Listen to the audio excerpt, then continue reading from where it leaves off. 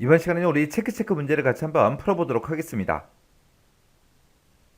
자, 문제 그림 보니까 지금처럼 표 1번이 지금처럼 이렇게 쭉쭉 있고요. 그리고 재고 구분표에서 이렇게 이제 표가 하나 더 있네요. 이 데이터를 가지고 이제 문제 풀어라 그거죠. 자, 그럼 이제 엑셀을 통해서 같이 한번 문제 풀어보자고요. 동그라미 1번 문제요. 동그라미 1번 보니까 총 수량이 있대요. 총 수량이 지금처럼 이곳에 쭉쭉 들어있네요. 이 총 수량을 박스당 개수로 나눠서 박스 수량 그리고 나머지를 박스 나머지 이렇게 해서 이곳에다가 이제 표시하라고 그렇게 나왔습니다. 자, 지금 총 수량이 3,514개가 있는데 한 박스당 35개씩 그렇게 담을 수 있대요. 그러면 우리가 이제 100박스를 만들고 14개가 남는 거죠. 그거를 이제 여기다 이제 표시하라는 거예요. 그래서 박스 수가 만약에 25개고 만약에 이제 나머지가 16개라면 지금처럼 이렇게 이제 표시하래요.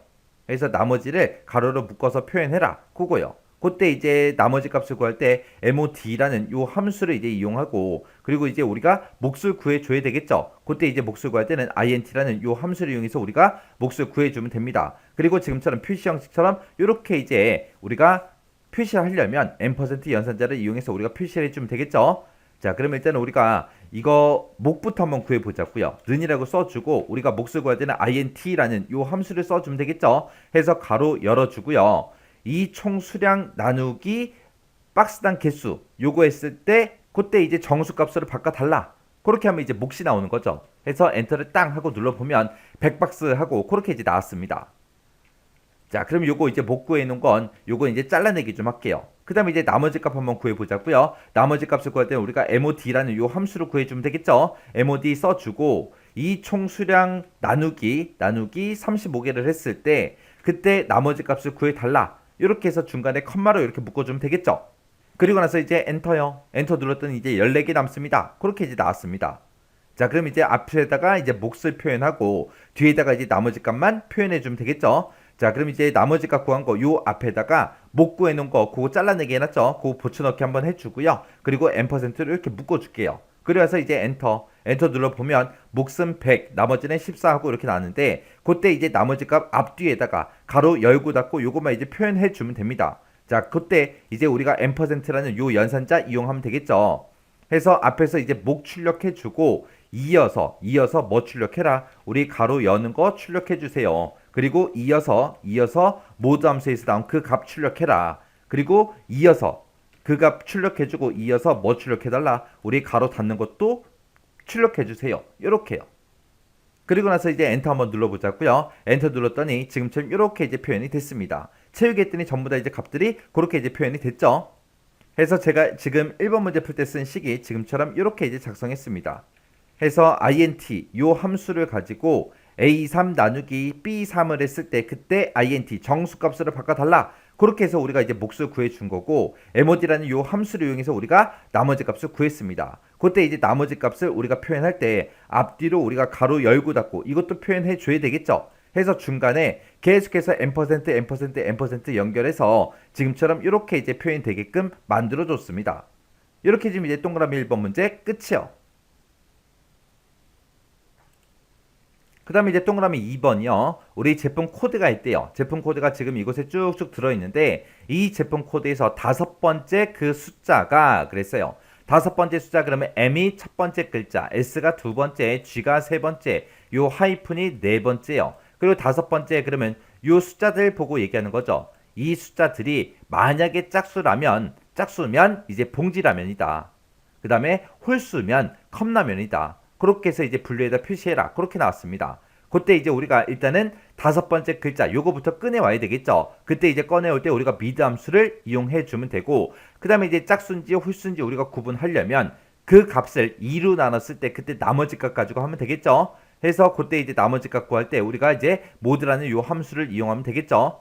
그때 이제 나머지 값 구한 걸 가지고 홀수인지 짝수인지 이제 물어봐야 돼요. 물어볼 때 이제 if 물어보면 됩니다. 자, 일단은 우리가 미드 함수로 먼저 한번 꺼내오자고요. 자, 미드 써주고 지금 내가 가지고 있는 이 제품 코드에서 몇 번째 거부터 5번째 거부터 시작해서 몇 개 갖다 달라. 한 개만 갖다 주세요. 그렇게 해요.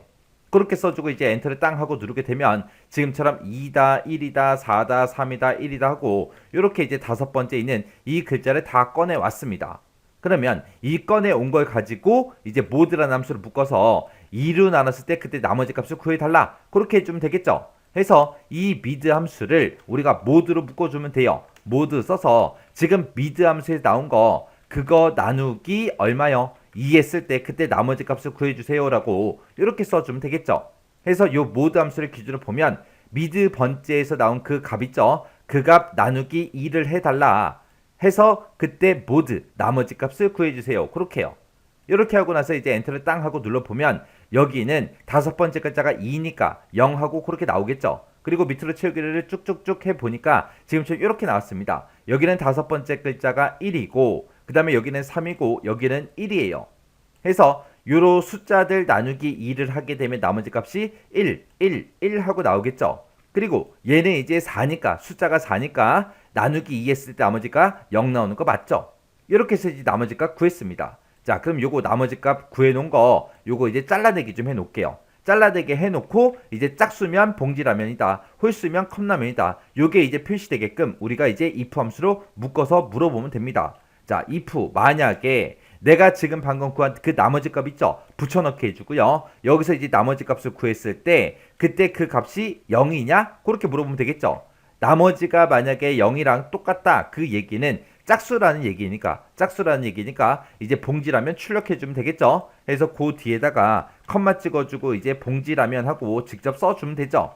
그래서 봉지라면이라고 이렇게 써주고 컴마 찍어주고요. 그렇지 않으면 이제 뭘 출력해라? 컵라면이라고 출력해달라고 우리가 쌍따옴표를 묶어서 컵라면 하고 이렇게 이제 써주면 됩니다. 그리고 우리가 if 함수를 한번 썼으니까 맨 뒤에서 우리가 이제 가로 한 번만 이렇게 이제 닫아주면 되겠죠. 그러고 나서 이제 엔터요. 엔터 눌렀더니 얘는 이제 우리 짝수니까 봉지라면 나오는 거 맞죠? 그 밑에는 이제 홀수니까 컵라면이 나올 거예요. 그 밑에는 이제 짝수니까 봉지라면, 그 밑에 두 개는 이제 홀수니까 컵라면 하고 그렇게 이제 나옵니다. 이렇게 해서 제가 지금 방금 문제 풀 때 쓴 식이 지금처럼 이렇게 이제 작성했습니다. 그래서 우리 제품 코드에서 다섯 번째 거부터 하나 꺼내와라. 그 꺼내온 거를 모드라는 함수를 묶었어요. 묶어서 2로 나눴을 때 그때 나머지 값을 구해달라. 그 나머지 값을 가지고 우리가 if 함수를 물어본 거죠. 자, if 함수에서 지금 요만큼 이제 조건이요. 자, 모드에서 구한 그 나머지 값이 0이랑 똑같냐? 여기서는 2로 나눴을 때 그때 나머지가 0이다. 그 얘기는 짝수란 얘기니까 짝수면 봉지라면 출력해달라. 그렇지 않으면 홀수란 얘기니까 컵라면 출력해주세요 라고 해서 우리가 if 함수로 이렇게 이제 묶어준 겁니다. 이렇게 하면 이제 동그라미 2번 문제 끝이요.